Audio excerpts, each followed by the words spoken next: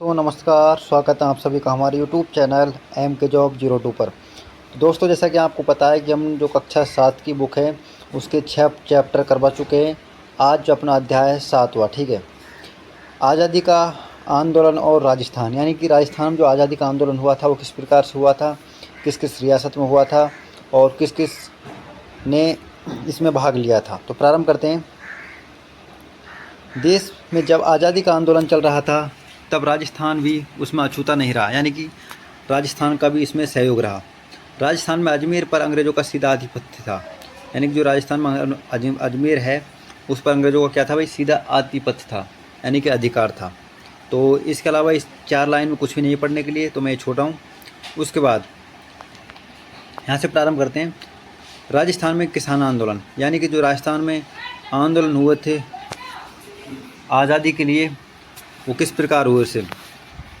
मध्यकाल में राजस्थान में जागीरदारी एवं किसानों के मध्य अच्छे संबंध थे, यानी कि जो मध्यकाल है तो इतिहास को 3 भागों में बांटा गया है, प्राचीन काल, मध्यकाल और आधुनिक काल। तो मध्यकाल की बात करें, मध्यकाल में राजस्थान में जागीरदारों एवं किसानों के मध्य अच्छे संबंध थे। जागीरदार किसानों को अपनी जागीर में बसने के लिए प्रोत्साहित करते थे, यानी कि जो जागीरदार थे वो किसानों को अपनी जागीर में बसने के लिए बोलते थे। क्यों? क्योंकि उनकी खेती बेहतर रूप से हो सके और वो उनके खेतों में कार्य कर सके, इसलिए। परंतु अंग्रेजों और राजाओं के मध्य उसके बाद क्या, अंग्रेज भाई नकद कर वसूलते थे, किससे? जागीरदारों से, और जागीरदार किसानों से कर वसूलते थे। अंग्रेजों के साथ राजा एवं जागीरदार ऐशो आराम से पड़ गए, यानी कि जो अंग्रेजों के साथ कौन, जागीरदार और राजा ऐशो आराम करने लगे, यानी कि वो भी अंग्रेजों की तरह ही हो गए थे। यह भार किसानों के ऊपर डाल दिया, यानी कि उनका क्या है, किसानों से वो तो कर लेते, बस किसान का कार्य करते रहे बैलों की तरह। उन पर लागतें बढ़ा दी गई, या लागत यानी कर बढ़ा दी गई, किस पर? किसानों पर। किसानों से बेगार ली जाने लगी। परेशान होकर किसानों ने विरोध करने में आंदोलन किए, यानी कि जब किसान कहते हैं ना, जब पेश नहीं खाते किसी के सामने, तो उसको अंतिम रूप से क्या, बगावत करनी पड़ती है। तो इसी का क्या अंतिम रूप हुआ, बगावत हुई, ठीक है।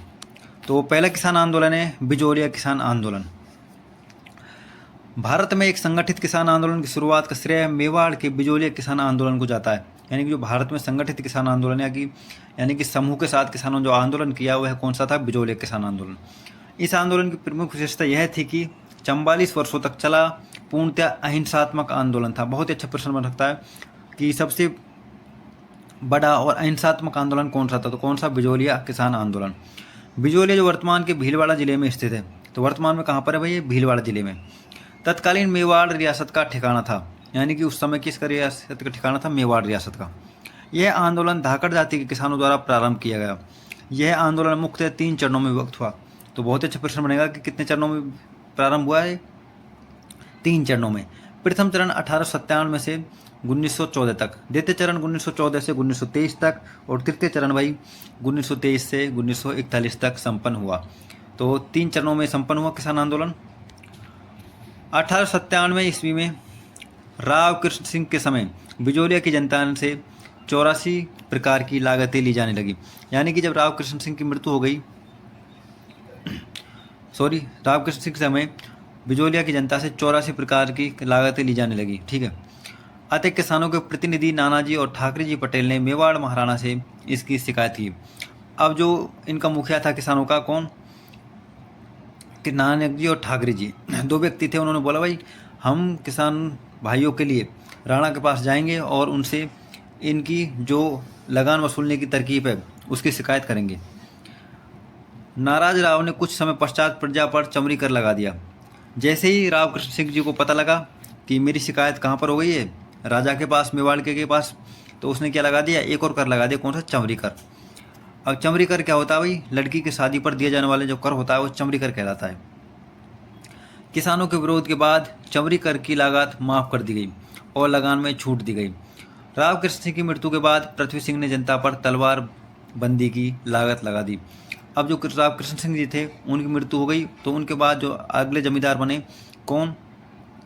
पृथ्वी सिंह, और उन्होंने नई एक लगान वसूलने की पद्धति लागू कर दी। कौन सी पद्धति भाई? तलवार बंदी पद्धति। किसानों ने साधु सीताराम दास, फतेहकरण चारण, ब्रह्मदेव के नेतृत्व में राव की इस कार्रवाई का विरोध किया। तो किसानों ने बाद में किसके साथ साथ? साधु सीताराम, फतेहकरण चारण, ब्रह्मदेव के साथ पृथ्वी सिंह जी का क्या किया? विरोध। किसका विरोध किया भाई? तलवार बंदाई का। इस आंदोलन के दौरान श्री विजय सिंह पथिक ने सन 1917 में ऊपरमाल पंच बोर्ड की स्थापना की। तो इसी आंदोलन में आगे कौन आगे? विजय सिंह पथिक जी, जिनका संबंध उत्तर प्रदेश से है। ठीक है, अब आप बताएंगे उत्तर प्रदेश के कौन से गांव में इनका जन्म हुआ था। तो विजय सिंह पथिक जी को 1917 में ऊपरमाल पंच बोर्ड की स्थापना की। उन्होंने माणिकलाल वर्मा जी के साथ मिला। ठीक है, किसानों ने विजय सिंह पथिक के नेतृत्व में आंदोलन जारी रखा। किसानों ने शांतिपूर्ण सत्याग्रह किया और गिरफ्तार होते रहे। अब जो किसान हैं उन्होंने क्या विजय सिंह पथिक जी के साथ क्या शांतिपूर्ण आंदोलन किया। आंदोलन के तीसरे चरण में जमनालाल बजाज जी ने आंदोलन का नेतृत्व किया। अब जो प्रथम चरण हो गया, द्वितीय चरण और तृतीय चरण में कौन आया भाई? जमनालाल बजाज जी, और उन्होंने आंदोलन का नेतृत्व अपने अनुसार किया। क्यों? कक्षा 7 की बुक है और इसमें जो शॉर्ट रूप में दे रखा है आंदोलन, ठीक है, इसलिए हम मुख्य बिंदु इसमें दिए हुए हैं तो उन्हीं को पढ़ रहे हैं। सन 1941 में मेवाड़ के प्रधानमंत्री राघवाचार्य के आदेश से तत्कालीन राजस्व मंत्री डॉक्टर मोहन सिंह मेहता बिजोलिए गए। अब जब आंदोलन बढ़ता गया तो क्या हुआ? 1941 में मेवाड़ के प्रधानमंत्री राघवाचार्य के आदेश से और राजस्व मंत्री डॉक्टर मोहन सिंह मेहता बिजोलिए गए, यानी कि भीलवाड़ा गए, और उन्होंने किसानों से समझौता करके उनकी ज़मीनें पुनः दिलवाई। यानी उन्होंने क्या किसानों को उनकी ज़मीनें पुनः दे दी और कर में क्या की? कमी कर दी।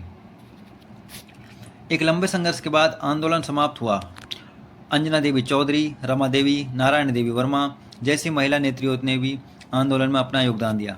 अब प्रश्न यहाँ से महत्वपूर्ण बनेगा कि वह कौन कौन सी महिलाएं थीं जिन्होंने बिजोली किसान आंदोलन में अपना महत्वपूर्ण योगदान दिया? कौन कौन सी थी भाई? अंजना देवी चौधरी, रमा देवी। आंदोलन है बेंगू किसान आंदोलन। अब जो बेंगू किसान आंदोलन प्रारंभ हुआ था वो बिजोली किसान आंदोलन के सफल होने के बाद ही प्रारंभ हुआ था। तो बेंगू ठिकाने के किसानों ने किसके विरुद्ध? अपने जागीरदार के विरुद्ध आवाज़ उठाई। किसान मेनाल नामक स्थान पर एकत्र हुए तथा विजय सिंह पथिक के नेतृत्व में उनसे आग्रह करने लगे कि आप हमारे क्या मुखिया बने। विजय सिंह पथिक जी के आदेश से रामनारायण चौधरी ने किसानों का नेतृत्व किया। तो जो बेंगू किसान आंदोलन में किसने नेतृत्व किया भाई? रामनारायण चौधरी जी ने। और किसके सानिध्य में? विजय सिंह पथिक जी के सानिध्य में। लंबे संघर्ष के बाद किसानों एवं राजा अनूप सिंह के मध्य समझौता हुआ।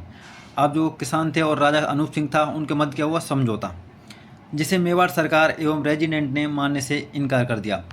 जो उस समय मेवाड़ सरकार थी और अंग्रेज अधिकारी थे उन्होंने क्या किया भाई? इस समझौते को मानने से मना कर दिया। सरकार ने जांच हेतु रेवेन्यू कमिश्नर ट्रेंच को भेजा। अब सरकार ने जांच के लिए जो रेवेन्यू अधिकारी थे कौन? ट्रेंच, उसको भेजा। रेवेन्यू कमिश्नर ट्रेंच ने गोविंदपुरा में एकत्रित किसानों पर गोलियां चलाने हुए गांव को जलाने के आदेश दिया। अब जो अंग्रेज अधिकारी था कौन? ट्रेंच, उसने क्या किया? जब गोविंदपुरा गांव में किसान एकत्रित हो रहे थे भाई तो उन्होंने लोगों पर गोली चलाने और गांव को जलाने के आदेश दे दिए। उस पर क्या हुआ? वहाँ पर स्थित जो किसान एकत्रित थे उसमें रूपा जी और कृपा जी क्या हुए? घटनास्थल पर ही मारे गए।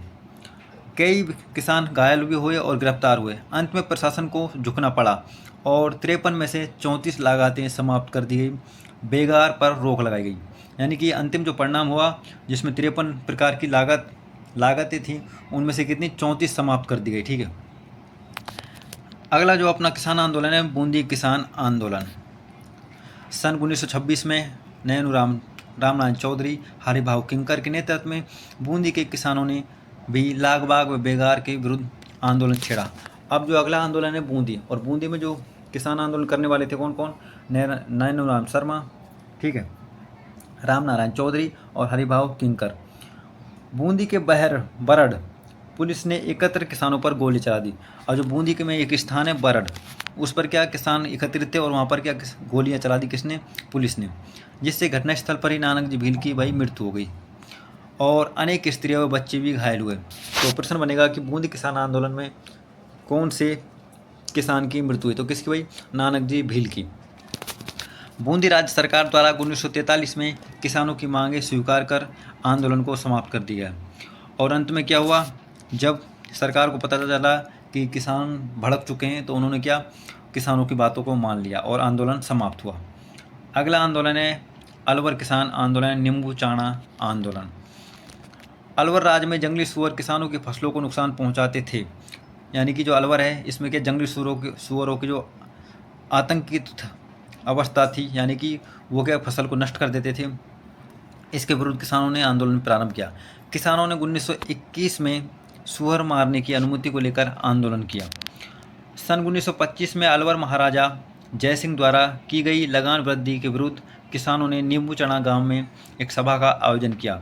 अब जो अलवर का जो शासक था 1925 में, कौन, जयसिंह, उसने क्या, पहले तो सुअरों से बहुत नुकसान हो रहा था खेतों में, उसके बाद क्या लगान वृद्धि और कर दी, तो इससे किसानों पर क्या भारी बोझ हो गया। तो उन्होंने क्या, राजा के खिलाफ भाई आंदोलन छेड़ दिया। और कौन से स्थान पर, नींबूचाना गांव में। सभा पर गोली चलाने से सैकड़ों किसान, स्त्रियां, बच्चे मारे गए, अनेक घरों को जला दिया गया, अनेक पशु जलकर मर गए। गांधी जी ने इस घटना की आलोचना करते हुए इसे राजस्थान का जलियांवाला बाग हत्याकांड कहा है। अब इतनी क्रूरता दिखाई गई इस आंदोलन में कि बच्चे, महिलाएं, बुजुर्ग, पुरुष आदि को क्या जिंदा ही जला दिया गया, ठीक है, और कुछ को गोली मार दी गई। अगला जो किसान आंदोलन है अपना, सीकर किसान आंदोलन।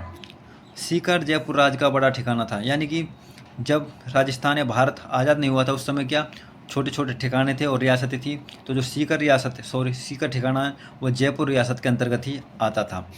यहाँ के ठाकुर कल्याण सिंह ने पूर्व ठाकुर की मृत्यु पर हुए खर्च के लिए लगान में वृद्धि कर दी। यानी कि जो यहाँ का ठाकुर था कल्याण सिंह, उसने क्या, जो अपने से पहले ठाकुर थे उसकी मृत्यु पर जो खर्चा हुआ था उसको किसानों से वसूलने के लिए लगान में वृद्धि कर दी। वर्षा की कमी होने पर लगान की दरें कम नहीं की। किसानों ने इसका तीव्र विरोध किया। ठेकेदार ने निर्मम अत्याचार किए, किंतु किसान हताश नहीं हुए। यानी कि किसान अपनी जो मांगे थी उस पर डटे रहे। किसानों के शांतिपूर्ण प्रदर्शन पर गोलियां चलाई गई और जो ठाकुर कल्याण सिंह जी थे उन्होंने क्या, किसानों पर गोली चलवा दी। इस आंदोलन की चर्चा लंदन के हाउस ऑफ कॉमन्स में हुई। यानी कि इस आंदोलन की चर्चा कहाँ पर हुई, वे लंदन में जो हाउस ऑफ कॉमन्स है, यानी कि अंग्रेजों की जो बैठक होती थी, या उनकी संसद बोलते हैं उस समय, उसमें भी इसकी चर्चा हुई। किसकी भाई, सीकर आंदोलन की। जयपुर राज्य की मध्यस्थता के बाद बंदोबस्त सुधार के लिए किसानों को आश्वस्त करना पड़ा, यानी कि आश्वस्त यानी उनको बताना पड़ा। लगान में भी कमी करनी पड़ी और अंत में क्या, लगान में भी कमी करनी पड़ी। सरदार हरलाल सिंह, नेतराम सिंह तथा पृथ्वी सिंह गोठला इस आंदोलन से जुड़े प्रमुख नेता थे। अब जो हरलाल सिंह जी, नेतराम सिंह जी और पृथ्वी सिंह जी गोठला कौन से आंदोलन से मुख्य जुड़े हुए व्यक्ति थे, कमेंट बताएंगे तो कौन से, सीकर किसान आंदोलन से। अगला अपना किसान आंदोलन है शेखावाटी किसान आंदोलन। शेखावाटी के किसानों ने भी मनमानी लागत वृद्धि के विरुद्ध आंदोलन शुरू किया। अब जो शेखावाटी के किसान हैं उन्होंने क्या, जो लगान में वृद्धि कर रखी थी जागीरदार ने, उसके विरुद्ध आंदोलन किया। चिडावा में मास्टर कालीचरण ने सेवा समिति का गठन किया। तो मास्टर कालीचरण ने किसका गठन किया भाई, सेवा समिति का। नवलगढ़, मंडावा, ढूंढलोथ, बिसाऊ, मालासर के किसान ने लगान देने से साफ मना कर दिया। अब जो शेखावाटी में प्रमुख गांव आते हैं इन्होंने क्या, लगान देने से मना कर दिया। कौन कौन से गांव थे भाई, नवलगढ़, मंडावा, ढूंढलोथ, बिसाऊ और मालासर। मालासर के ठिकानेदार ने किसानों की बेरहमी से पिटाई की। और जो मालासर का ठिकानेदार था उसने क्या किया भाई, किसानों की बेरहमी से पिटाई की। ढूंढलोथ ठाकुर ने भी किसानों पर निर्मम अत्याचार किए। हालांकि जयपुर राज ने जागीरदारों एवं किसानों के बीच समझौता करने के कई प्रयास किए, किंतु यहाँ का स्थायी समाधान आज़ादी के बाद ही हुआ। यानी कि लोगों के बीच और संघर्ष जारी रहा, ठीक है, लेकिन जो अंतिम रूप से परिणाम निकला वो क्या, आज़ादी के बाद ही निकला। जो अन्य छोटे छोटे किसान आंदोलन हैं उनको भी देखते हैं। सन 1945 में चंडावल ठाकुर ने लाठियों व भालों के प्रहार से किसान आंदोलन को कुचलने का प्रयास किया। अब जो चंडावल के ठाकुर थे उन्होंने क्या, 1945 में किसानों को कुचलना, यानी कि उनके आंदोलन को कुचलने का कार्य किया, लेकिन वो इनसे दबे नहीं। इसी तरह 1947 में डावडा में लगान लागबाग बेगार के विरुद्ध लगभग 600 किसान ठेकेदारों के पास गए तो उसने बंदूक, तलवारें, भाले चलवाए, जिससे कई लोग हताहत हो गए। यानी कि सन 1947 में, कब, डावडा में। अब आप कमेंट बताना डावडा कौन से ज़िले में आता है वर्तमान में।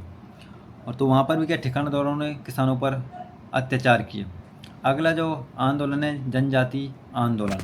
हमने अभी तक किसान आंदोलन पढ़े थे और अब पढ़ेंगे हम जनजातीय आंदोलन। राजस्थान में भील, मीणा, गरासिया आदि जनजातियाँ प्राचीन काल के से निवास करती आई है। जो राजस्थान में मुख्य जनजाति हैं भील, मीणा, गरासिया, सहरिया भी है, ठीक है। इस प्रकार छोटी छोटी जातियाँ और हैं, डामोर, कैथोड़ी। तो हम यहाँ पे मुख्य जातियों के बारे में पढ़ेंगे। भील, मीणा, गरासिया। तो ये क्या राजस्थान में पहले से निवास करते आई हैं। दक्षिण राजस्थान में भीलों का बाहुल्य यानी कि अधिकता है। मेवाड़ के राज्य चिन्ह में भी इनका चित्र अंकित रहता है। किनका? भीलों का। जयपुर एवं आसपास के क्षेत्र में मीणा जाति का बाहुल्य। तो सर्वाधिक मीणा कहाँ पर है भाई? जयपुर के आसपास। परंतु समय के फेर से ये बहादुर जातियाँ सामाजिक एवं आर्थिक दृष्टि से पिछड़ गई। अंग्रेजी काल में इनका भारी शोषण हुआ। उस काल में हुए जनसेवकों एवं समाज सुधारकों ने उन्हें जागृत किया। यानी कि यह प्रारंभ में जो अंग्रेजों के समय में क्या पिछड़ गई? क्यों पिछड़ गई? इनका जो ज़्यादा समय बीतता था कहाँ पर भाई? जंगलों में। और ये प्रकृति प्रेमी थे, इसलिए न तो शिक्षा से इनका कोई मतलब था। लेकिन वर्तमान में अब जो जाति शिक्षित हो रही है सबसे ज़्यादा ये जनजाति हो रही है। ठीक है। अपना आंदोलन है पहला, भील आंदोलन। भीलों में जागृति की विचारधारा का प्रयास करने में गोविंद गुरु की महत्वपूर्ण भूमिका रही। जो भील आंदोलन को प्रारंभ करने का जो प्रमुख श्रेय जाता है उसको गोविंद गुरु जी को। उन्होंने संप सभा की स्थापना की। गोविंद गुरु ने बेकार व अनुचित लागाते न देने के लिए भीलों को जागृत किया। उन्होंने कहा कि हम बिना अनुचित लागाते नहीं देंगे। ठीक है। सन 1913 में मानगढ़ पहाड़ी पर आश्विन सुदी पूर्णिमा को संप सभा का अधिवेशन हो रहा था। तो बहुत ही अच्छा प्रश्न बन सकता है यहाँ पर कि संप सभा का प्रथम अधिवेशन कब हुआ? तो कब? 1913 में। और कौन से माह में? आश्विन शुक्ल पूर्णिमा को। तब अंग्रेज सेना ने पहाड़ी को चारों ओर तरफ से घेर कर गोली चलाई।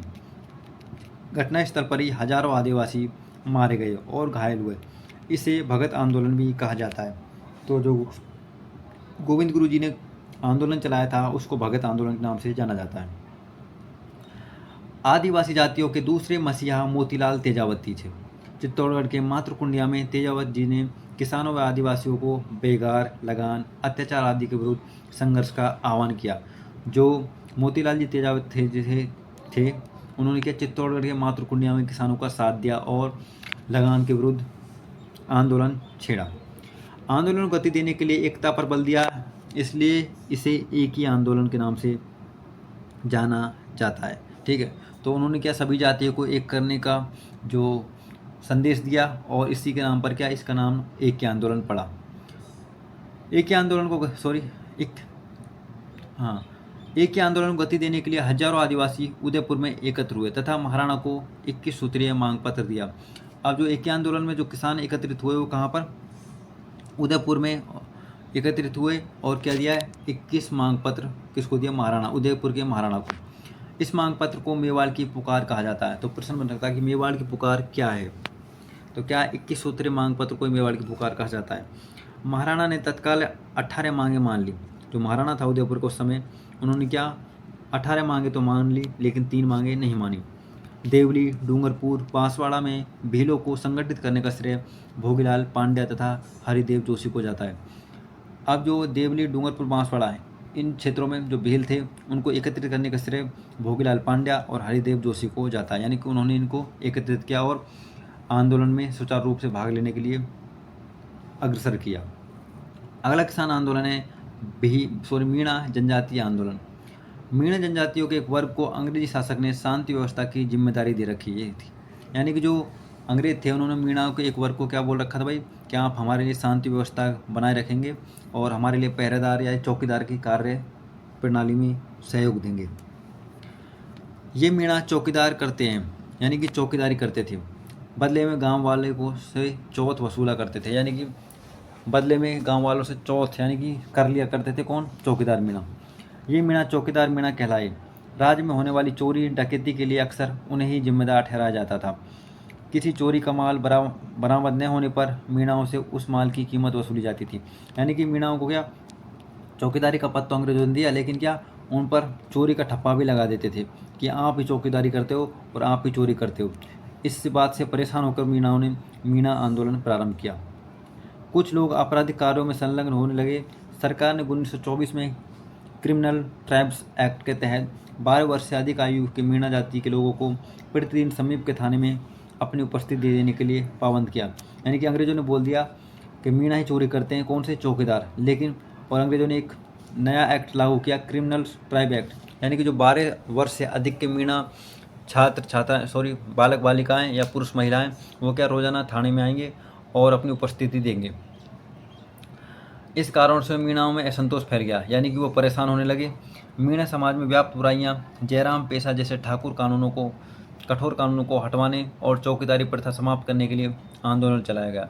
यानी कि जो मीणा थे वो क्या इनके अंग्रेज़ों के अत्याचार से परेशान हो गए और उन्होंने इसी के विरोध में अपना आंदोलन प्रारंभ किया। आज़ादी के बाद 1952 में जाकर जयराम पेशा कानून समाप्त हुआ और इनको जो इससे छुटकारा मिला कब मिला, 1952 में जयराम पेशा कानून से। अब हमने किसान आंदोलन पढ़े हैं और जनजातीय आंदोलन पढ़े हैं, अब हम पढ़ेंगे प्रजामंडल। क्या होते हैं प्रजामंडल, ठीक है। अगला है प्रजामंडल। प्रजामंडल का अर्थ है प्रजा का मंडल अथवा संगठन। प्रजा का अर्थ क्या है, प्रजामंडल है प्रजा का संगठन या मंडल या कि समूह, ठीक है। राजस्थान में प्रजामंडलों में महत्वपूर्ण भूमिका निभाई। पंडित जवाहरलाल नेहरू ने कहा कि किसी स्थान पर जन आंदोलन तभी आरंभ हो सकता है जब वहाँ की जनता तैयार हो।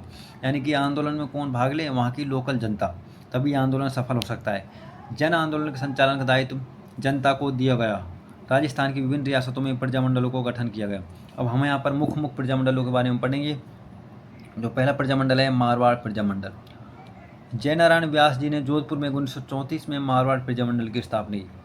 प्रश्न बनेगा कि मारवाड़ प्रजामंडल की स्थापना कब व किसने की, तो किसने, आप बताएं, जयनारायण व्यास जी ने, और कब, 1934 में। और इनके जो सहयोगी थे और भंवरलाल सर्राफ को अध्यक्ष बनाया, यानी कि इनका अध्यक्ष किसको बताया, भंवरलाल सर्राफ को। प्रजामंडल आंदोलन को गति देने के लिए 1938 में रणछोड़ दास गठारी की अध्यक्षता में मारवाड़ लोक परिषद का गठन हुआ। तो यहाँ से 3 प्रश्न बन सकते हैं बहुत अच्छे कि मारवाड़ प्रजामंडल की स्थापना कब हुई, इसके अध्यक्ष कौन थे, और मारवाड़ लोक परिषद का गठन किसने किया। अगला हमारा प्रजामंडल है जयपुर प्रजामंडल। 1931 में कपूरचंद पाटनी एवं जमनालाल बजाज के प्रयासों से जयपुर प्रजामंडल की स्थापना हुई। अब जो जयपुर प्रजामंडल की स्थापना 1931 में कपूरचंद पाटनी एवं जमनालाल बजाज जी के द्वारा प्रयासों से हुई। यह राजस्थान का प्रथम प्रजामंडल था। तो प्रश्न बहुत ही अच्छा बन सकता है कि राजस्थान का प्रथम प्रजामंडल कौन सा था, तो कौन सा, जयपुर। 1936 में जयपुर प्रजामंडल का पुनर्गठन हुआ। पुनर्गठन यानी कि दोबारा से इसको बनाया गया। जयपुर में चिरंजीव लाल मिश्र के नेतृत्व में प्रजामंडल ने कार्य करना प्रारंभ किया। अब जो प्रजामंडल है जयपुर में, इसने कार्य करना कब किसके नेतृत्व में किया भाई, चिरंजीव लाल मिश्र के। सन 1938 में जमनालाल बजाज की अध्यक्षता में पहला अधिवेशन हुआ। तो जो जयपुर प्रजामंडल है इसका जो पहला अधिवेशन हुआ था कब, जमनालाल बजाज जी की अध्यक्षता में 1938 में। बाद में हीरालाल शास्त्री ने भी इसके अध्यक्ष बने। प्रजामंडल ने रियासत में उत्तरदायी शासन की स्थापना की मांग की, और प्रजामंडल ने क्या, उत्तरदायी शासन व्यवस्था की स्थापना की मांग की। अगला प्रजामंडल है मेवाड़ प्रजामंडल। मेवाड़ प्रजामंडल की स्थापना 24 अप्रैल 1938 को बलवंत सिंह मेहता की अध्यक्षता में। जो मेवाड़ प्रजामंडल की स्थापना कब हुई भाई, 24 अप्रैल 1938 में। सॉरी, मेवाड़ प्रजामंडल की स्थापना हुई। माणिकलाल वर्मा की इसमें महत्वपूर्ण भूमिका रही। तो प्रश्न बनेगा कि मेवाड़ प्रजामंडल में किसकी महत्वपूर्ण भूमिका रही, तो किसकी, माणिकलाल वर्मा की। जबकि अध्यक्ष कौन बने भाई, बलवंत सिंह मेहता। प्रजामंडल ने महाराणा पर अंग्रेजों से संबंध तोड़ने पर नियंत्रण दबाव डाला। यानी कि जो मेवाड़ का महाराणा था उस समय, तो उसने क्या, प्रजामंडल को तोड़ने और अंग्रेजों को संबंध तोड़ने के निरंतर दबाव डाला। यानी कहने का तात्पर्य है कि जो प्रजामंडल बना था मेवाड़, उसने क्या बोला कि मेवाड़ महाराणा और अंग्रेज आपस में दोस्त नहीं रहे, ठीक है, ये अपना संबंध तोड़ दें। स्वतंत्रता के संघर्ष में प्रजामंडल की सक्रिय भूमिका रही, और इन प्रजामंडलों ने क्या, स्वतंत्रता के जो संग्राम हुआ था उसमें महत्वपूर्ण भूमिका निभाई। अगला प्रजामंडल है बीकानेर प्रजामंडल। 1936 में मगराम वैद व लक्ष्मण दास स्वामी ने बीकानेर प्रजामंडल की स्थापना की। तो बीकानेर प्रजामंडल की स्थापना किसने की भाई, 1936 में मगराम वैद और लक्ष्मण दास स्वामी ने। 30 जून 1946 को रायसिंह नगर में प्रजामंडल का खुला अधिवेशन आयोजित हुआ। तो जो बीकानेर प्रजामंडल का जो अधिवेशन हुआ था कब, 30 जून 1946 को। अगला हमारा प्रजामंडल है कोटा प्रजामंडल। कोटा प्रजामंडल में अभिनहरी, तनसुख लाल आदि के सहयोग से नैनूराम जी ने हाड़ौती प्रजामंडल की स्थापना की।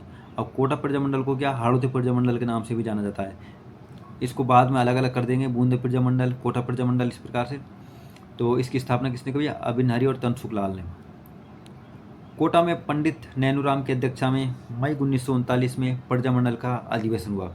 तो जो कोटा प्रजामंडल का जो अधिवेशन हुआ था नैनूराम जी की अध्यक्षता में, कोटा प्रजामंडल के कार्यकर्ताओं ने अन्य प्रजामंडलों की तरह भारत छोड़ो आंदोलन में भाग लिया तथा उत्तरदायी शासन की मांग की।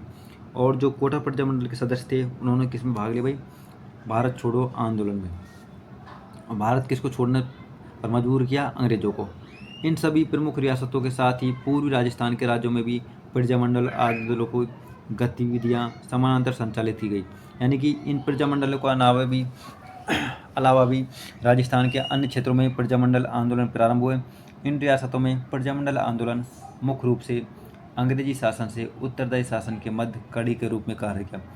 उत्तरदायी शासन का अर्थ है कि भाई मांग, यानी कि हर प्रश्न का उनको उत्तर मिले, ठीक है, और उनके अनुसार सरकार बने और अपने देश का संपन्न विकास करे। जो अगला हमारा वो है टॉपिक प्रमुख जननायक, यानी कि कौन कौन से जो 1920 में रिहा होने के बाद ये रचनात्मक कार्यों में लग गए। यानी कि क्रांतिकारी जो पद था, यानी कि रास्ता था, उसको छोड़कर ये अपने रचनात्मक कार्यों में लग गए। तो इस प्रकार हमारा चैप्टर कंप्लीट होता है। तो प्लीज़ दोस्तों, अगर वीडियो अच्छी लगे तो लाइक ज़रूर करें। धन्यवाद। अब देखते हैं प्रश्न, इसके कौन कौन से प्रश्न बनते हैं MCQ। चेतावनी चुंगटिया नामक प्रसिद्ध सोठे लिखे थे, तो किसने लिखे थे? अर्जुनलाल सेठी ने, राव गोपाल खरवा ने, केर सिंह बारट ने, जोरावर सिंह बारट ने। तो किसने? केसर सिंह बारट ने। और किसको? मेवाड़ के महाराणा फतेह सिंह को।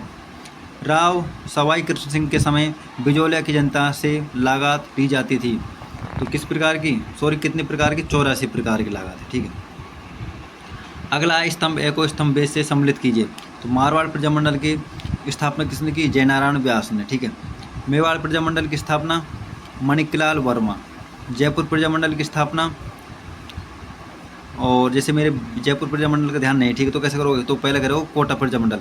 तो कोटा प्रजामंडल की स्थापना अभिन हरी ने। और बीकानेर प्रजामंडल की स्थापना मघाराम वैद ने। अब बचा कौन? जयपुर प्रजामंडल और कौन? जमनालाल बजाज। तो इससे इसका आंसर मिल जाएगा, ठीक है। इस प्रकार से हम आंसर दे सकते हैं। तो अपने क्वेश्चन पूरे होते हैं।